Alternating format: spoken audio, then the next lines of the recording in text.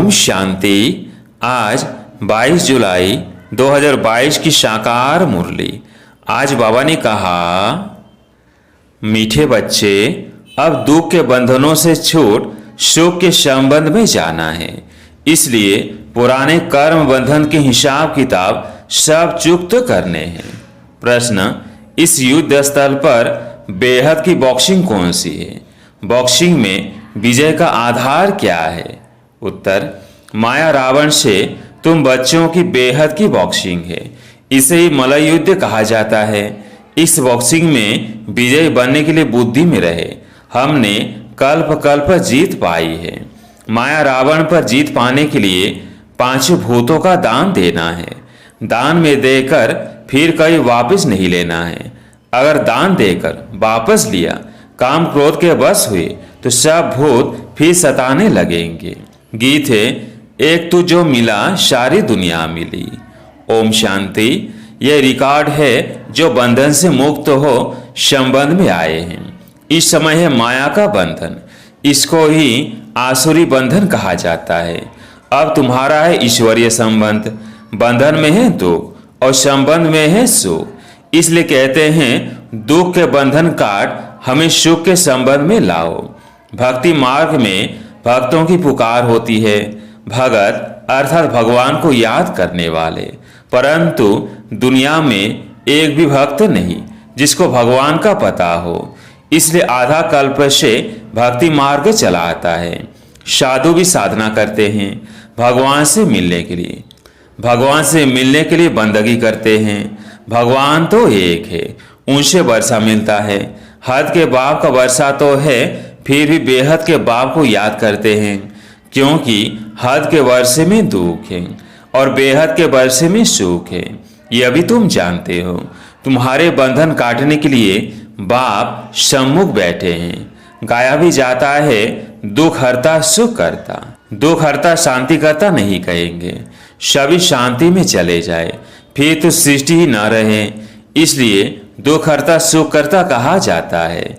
सबको सुख देते हैं, मुक्ति पाते हैं।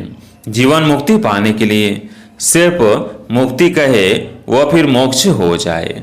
मुक्ति के साथ जीवन मुक्ति जरूर है। जीवन मुक्ति है सुख का संबंध, जबकि आत्माएं शतो प्रधान है। या तुम आए हो दुख के बंधन से छूटने के लिए, दूसरे तरफ सुख के संबंध में जुड़ते जा रहे हो।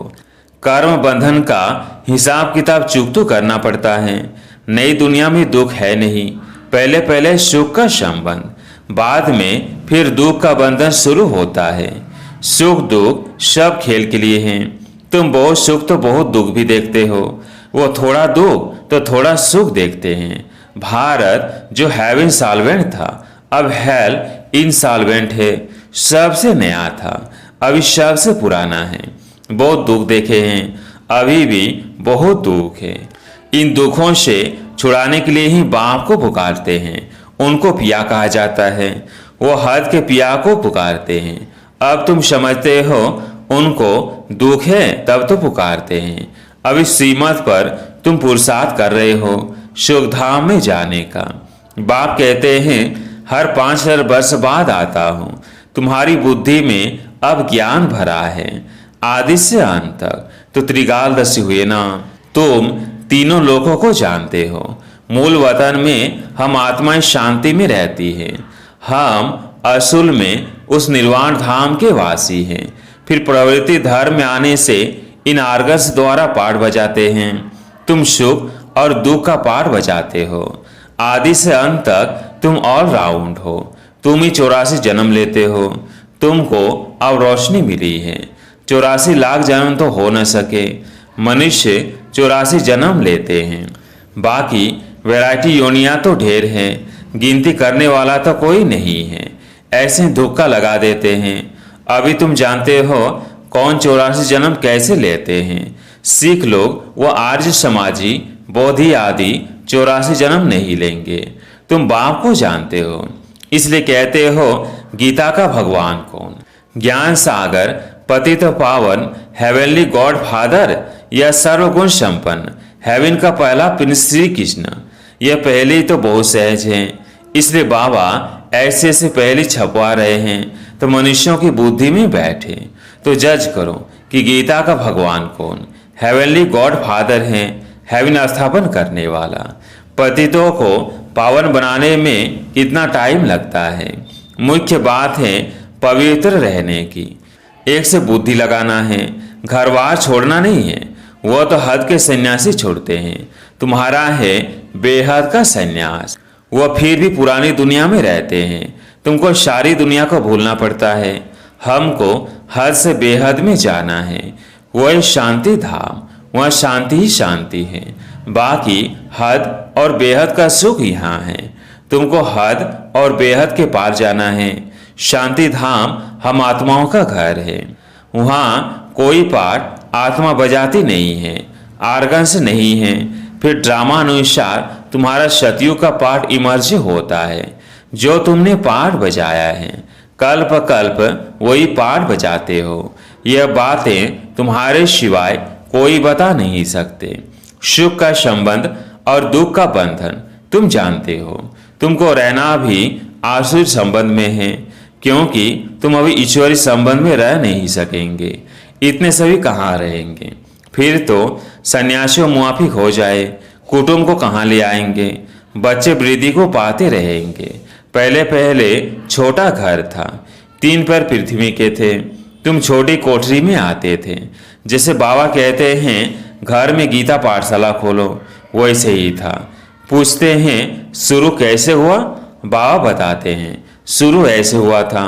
पहले 3 पैर पृथ्वी के लिए, फिर पीछे बड़े मकान लिए। बच्चे बहुत आ गए, भट्टी बनी, मोटरें बस आदि भी रखी।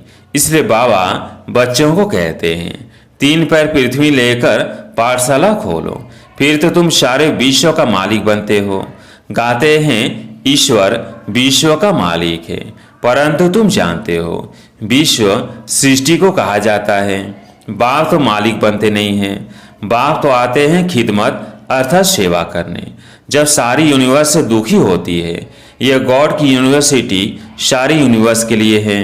कॉलेज भी है, सबको सदगति मिलती है। दुर्गति में भी जाते हैं ना। सूक्ष्म वतन, मूल वतन में तो दुर्गति में नहीं जाते हैं। इसलिए यूनिवर्सिटी से सारे यूनिवर्स का कल्याण होता है। यह बातें कोई शास्त्र में नहीं है। सभी की गति सदगति के लिए कहते हैं मुझे आना पड़ता है, नहीं तो पावन कैसे बनेंगे। रावण भी कितना समर्थ है, तुम हमारे तरफ आते हो, रावण फिर खींच लेते हैं। माया बड़ी दुस्तर है, माया तुमको दुख में ले जाती है। यह खेल है। बॉक्सिंग में दोनों ही समर्थ है। आधा कल्प हार और आधा कल्प जीत होती है। यह बॉक्सिंग बेहद की है। इनको युद्ध स्थल कहा जाता है। इसमें माया रावण को जीतना होता है। कल्प पहले भी तुमने जीत पाई थी। तुम देख रहे हो कौन कौन निकल रहे हैं।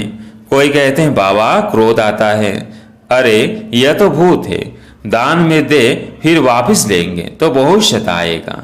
तुमने 5 विकार दान में दिए, इनका संन्यास करना है। बाकी घरबार छोड़कर भागना कायरता है। बाप समझाते हैं 63 जन्म तुमने गोते खाए हैं, अब 1 जन्म पवित्र रहो। इसमें आमदनी बहुत है, जबरदस्त प्राप्ति है। दुश्मन सामने खड़ा है, मलय युद्ध होती है ना। कंस और कृष्ण की मलय युद्ध शास्त्रों में दिखाई है। यह तो माया रावण की बात है। कृष्ण की आत्मा अंतिम जन्म में है। माया से युद्ध कर फिर श्री कृष्ण बनती है। अब समझदार बनना है। भारत कितना सिरताज था। सूर्यवंशी की दरबार देखो, कितने हीरे जवाहरों के महल थे। यहाँ भी दरबारें होती हैं, आपस में प्रिंसेस मिलते हैं, नंबर वार बैठते हैं। बुद्धि से काम लो, वो आपस में कैसे मिलते होंगे। उन्हों की दरबार कैसी होगी। रात को बत्ती देखने में नहीं आती, रोशनी ही रोशनी है। साइंस काम में आती है, गुम नहीं होती। तुम भारत को स्वर्ग बनाने के निमित्त बनते हो, स्वर्ग का द्वार खोलते हो। वो शंकराचार्य और यह शिवाचार्य। बाप कहते हैं मैं ज्ञान का उच्चारण करता हूँ। गीता में सुना कि आप मिले तो सारी दुनिया मिली, उनसे ऊंच होते नहीं। सर्व मनोकामनाएं पूरी होती हैं। स्वर्ग में सब सुख मिल जाते हैं। आगे भी टेलीफोन, बिजली, मोटरें आदि थोड़ी थी, अभी हुई है। वहाँ तो साइंस बहुत काम देती है। अभी भी विलायत में 7 रोज में मकान तैयार करके दे देते हैं। यहाँ के मनुष्यों की बुद्धि तमो प्रधान है। यहाँ की भेंट में उन्हों को रजो प्रधान कहेंगे। तुम बच्चे ये सब जानते हो। दुनिया को बदलना होता है, इसलिए ये महाभारत लड़ाई है। तुम्हारी बुद्धि खुल गई है। कैसे युद्ध के मैदान में खड़े हैं। माया सामना करती है। बाप कहते हैं पूरा योग लगाओ। तुम भी निर्वाण धाम के रहने वाले हो। जैसे बाबा वैसे तुम। बाप तुम्हें विश्व का राज्य देते हैं, उसके बदले दिव्य दृष्टि की चाबी अपने पास रखते हैं। कहते हैं ये हमारे काम की है।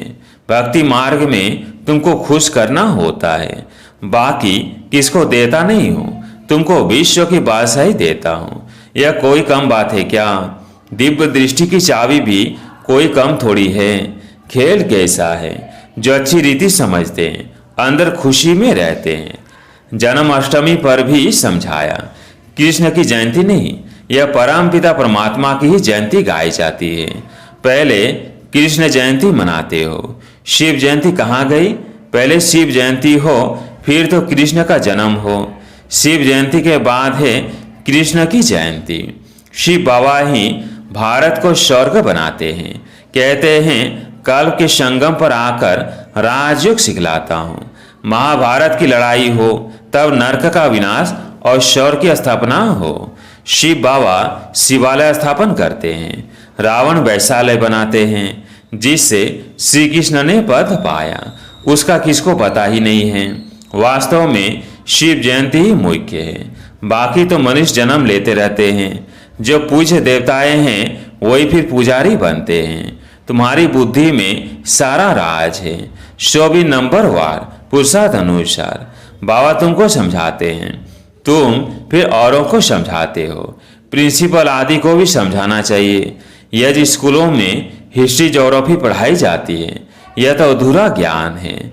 मूल वतन, सूक्ष्म वतन, स्थूल वतन, इन सब का राज समझाना चाहिए। इनको जानते नहीं। बाकी अंग्रेजों, मुसलमानों आदि की हिस्ट्री ज्योग्राफी ले बैठे हैं। बेहद की हिस्ट्री ज्योग्राफी बाप ही समझाते हैं। हम मनुष्य देवता बन रहे हैं। स्वर्ग का प्रिंस प्रिंसेस कैसे बने? आओ तो हम तुम्हें बताए।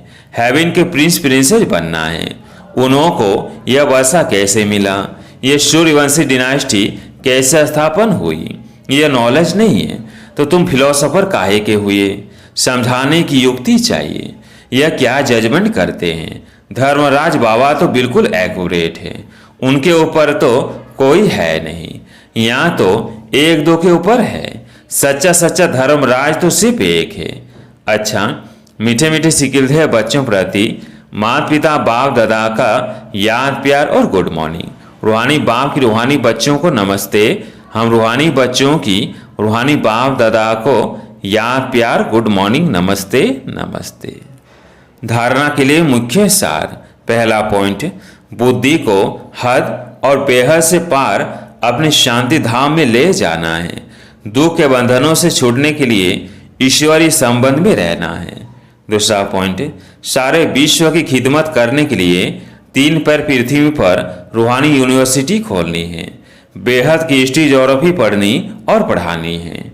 आज प्यारे मीठे बाबा का वरदान, तपस्या द्वारा सर्व कमजोरियों को भस्म करने वाले फर्स्ट नंबर के राज्य अधिकारी भव।